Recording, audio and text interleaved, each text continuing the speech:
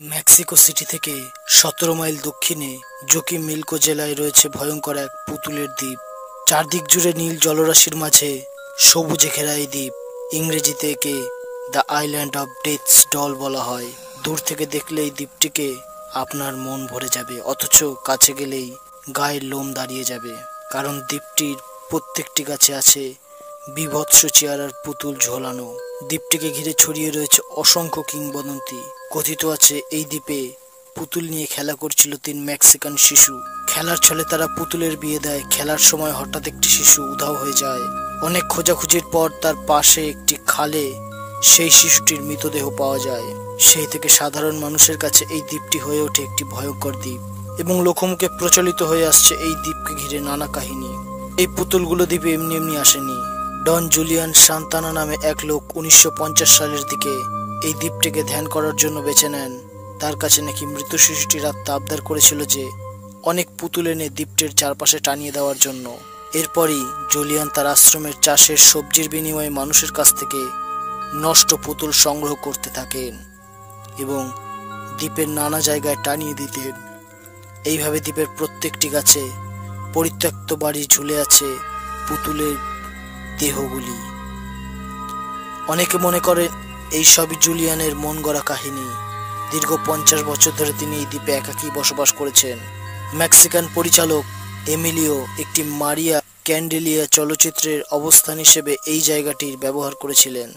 তাই তারপর থেকে এই দ্বীপটিতে মানুষ ভালোভাবেই চিনতে ও জানতে পেরেছে এবং সেখানে গিয়েছে। অনেকে মনে করেন ২০০১ সালে ৮০ বছর বয়সে জুলিয়ান ওই খালের পাশে বসেছিলেন তার ভাতিজার সাথে এবং মাছ ধরছিলেন, তার সাথে সাথে গাইছিলেন আবেগের গান। কিছুক্ষণ পর ভাতিজা সেখান থেকে চলে যায়। যখন সে ফিরে আসে তখন সে দেখে জুলিয়ান সেখানে নেই। কিছু দূরে সেই খালের পাশেই যেখানে সেই মেয়েটি মারা গিয়েছিল সেখানে জুলিয়ানের মৃতদেহ পাওয়া যায়। অনেকে মনে করে এটি হার্ট অ্যাটাক, তবে তার মুখে ছিল ভয়ঙ্কর ভয়ের চিহ্ন।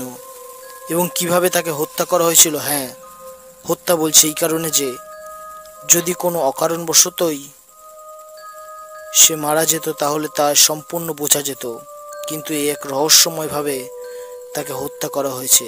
অনেকে মনে করেন এটি মানুষের কাজ, আবার অনেকে মনে করেন এখানে থাকা সেই শিশু মেয়েটির আত্মা তাকে হত্যা করেছে। প্রচলিত ভ্রান্ত ধারণা দূর করতে মেক্সিকান সরকার ১৯৯০ সালে এই দ্বীপটিকে ন্যাশনাল হেরিটেজ ঘোষণা করে এবং দ্বীপটিকে পরিষ্কার পরিচ্ছন্ন করে পর্যটন এলাকা বানানোর উদ্যোগ নেয়। কিন্তু পর্যটকেরা কদাকার পুতুল দেখে রাতে দুঃস্বপ্ন দেখেন। এই অজুহাত দ্বীপটিতে অনেকেই যেতে ভয় পায়। সারা বছর খুব বেশি পর্যটক এই দ্বীপে আসে না, আর সেখানে পর্যটকেরা যদি যায় তাহলে এখনও তারা একটি পুতুল সাথে করে নিয়ে যায় এবং সেখানে দ্বীপে টানিয়ে দেয়। আশ্চর্য ব্যাপার এই যে যদি পুতুলগুলোকে পরিষ্কারও করা হয় তাহলে পরের দিন দেখা যায় যে পুতুলের গায়ে নোংরা মাখানো।